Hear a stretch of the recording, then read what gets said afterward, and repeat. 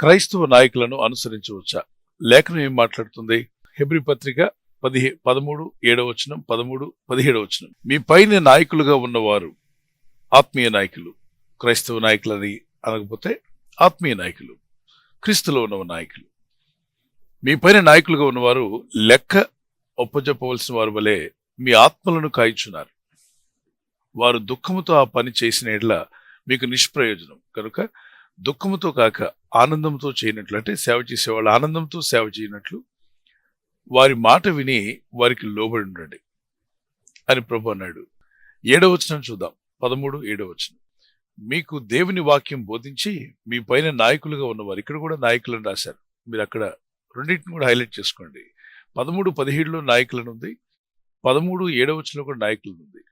మీకు దేవుని వాక్యం బోధించి, ఈ నాయకులు అంటే ఎవరు? చూడండి, ఊర్లో కొందరు నాయకులుగా ఉంటారు, అలా కాదు. ఇక్కడ వాక్యం బోధించే నాయకులు అన్నాడు. మీకు వాక్యం బోధించి మీ పైన నాయకులుగా ఉన్నవారిని. రకరకాల నాయకులు ఉన్నారు, రాజకీయ నాయకులు ఉన్నారు, మరి ఊరు పెద్దలు ఉంటారు. కానీ ఇక్కడ దేవుడు వివరిస్తున్నాడు దాన్ని. దేవుని వాక్యం బోధించి మీ పైన నాయకులుగా ఉన్న వారిని, దేవుని వాక్యం బోధించేది ఎవరై ఉండాలి? దేవుడు ఏర్పరచుకున్న సేవకులై ఉండాలి. కంప్లీట్గా చదువుతాను. మీకు దేవుని వాక్యం బోధించి మీ పైన నాయకులుగా ఉన్న వారిని జ్ఞాపకం చేసుకుని వారి ప్రవర్తన ఫలమును శ్రద్ధగా తలంచుకొనొచ్చు వారి విశ్వాసమును అనుసరించండి. అనుకరించవచ్చు అన్నారు కదా, వారి విశ్వాసమును అనుసరించండి. వారి విశ్వాసం అనేది కూడా హైలైట్ చేసుకోండి. వారు ఎవరి పట్ల విశ్వాసం కలిగి ఉన్నారు? ఆ ప్రభు పట్ల మీరు కూడా విశ్వాసం కలిగి ఉండండి. వారిని అనుసరించమన్నప్పుడు గమనించండి, వారి యొక్క వస్త్రధారణలో, లేకపోతే వారికి ఉన్నటువంటి వారింటికి ఏ పెయింట్ వేసారు ఆ పెయింట్ మన ఇంటికి కూడా వేసుకోవాలని ఏం లేదు. వారింటికి పెట్టిన కిటికీలు లాంటివి కిటికీలు మన ఇంటికి కిటికీలు పెట్టాలని అవసరం ఏం లేదు. వారు కొన్న కారులోనే మనం కూడా అలాంటి కారే కొనుక్కోవాలని ఆశయం లేదు. అటువంటి అనుసరించినక్కర్లా, వారి విశ్వాసం అన్నాడు. సో ఆ దైవజనుడి యొక్క విశ్వాసం ఎవరి పట్ల? దేవుని పట్ల, వాక్యం పట్ల, క్రీస్తు పట్ల, పరిశుద్ధాత్మ నడిపింపులో ఆయనగా ఏ విధంగా ఆ సహోదరి కానీ సహోదరుడు కానీ ఆ నాయకుడు మనల్ని నడిపించాడో దాన్ని అనుసరించమంటున్నాడు. అనుసరించండి. ఇప్పుడు నయోమిని అనుసరించిన రూతు నష్టపోయిందా మేలు పొందిందా మీరు చెప్పండి? నయోమి ఎవరు? ఆమె అత్త. ప్రస్తుతానికి ఆమెకు దేవుని మాటలు చెప్పింది ఆమె. ఎవరు? ఆ రోజుల్లో బోధకులు ఎవరు లేరు కాబట్టి రూతుకి దేవుని మాటలు అందించినటువంటి నయోమి ఆ మాటలను అనుసరించింది. ఆమె తన అత్త అయినప్పటికీ ఒక నాయకురాలుగా నీ దేవుడే నా దేవుడు, నీ ప్రజలే నా ప్రజలు, నువ్వు ఎక్కడికి వెళ్తేనే అక్కడికి వస్తారు అని చెప్పి అనుకరించి ఆమె మేలే పొందింది.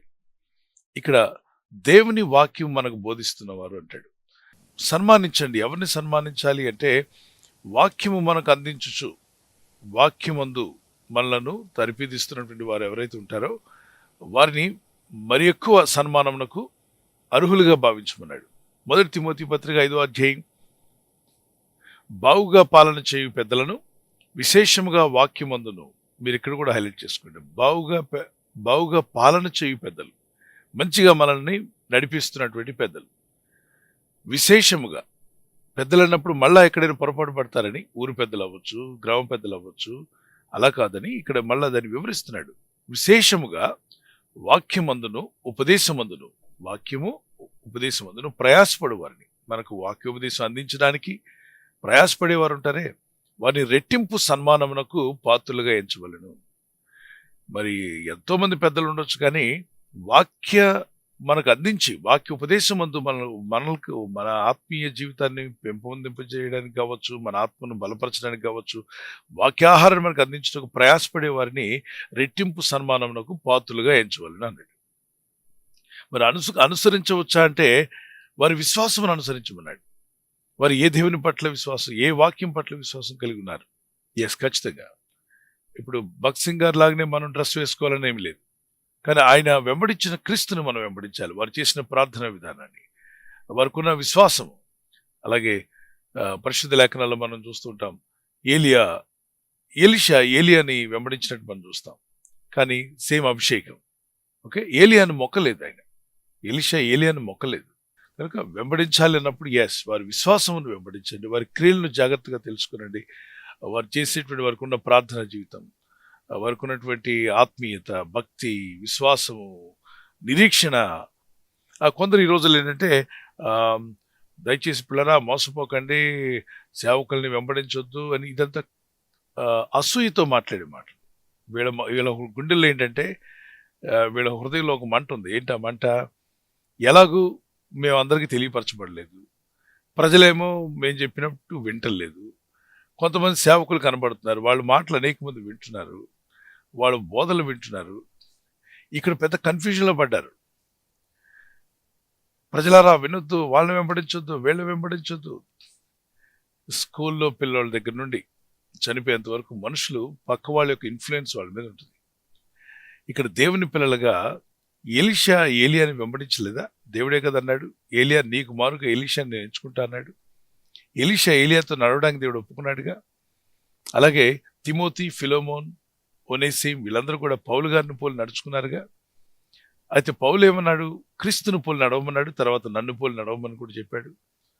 ఇక్కడ హెబ్రీ పత్రికలో వారి విశ్వాసమును వారికి ఉన్నటువంటి ఇప్పుడు పౌలు గారు ఇక్కడ దాకా జూలు పెంచుకుని ఉండేవాడు.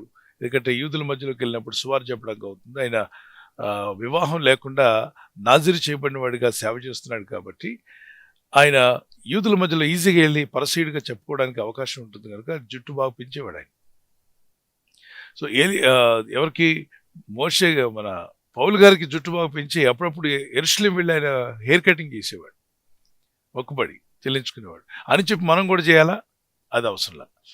అలాగే మరి తిమోతిని తీసుకెళ్ళడానికి యూదుల మధ్యలో తిమోతిని కూడా తన తర్వాత ఒక సేవకుడిని పరిచయం చేసి యూదులందరినీ రక్షణ నడిపిస్తాడనే ఉద్దేశంతో తిమోతికి కూడా సున్నతి చేయించాడు పౌలు గారు.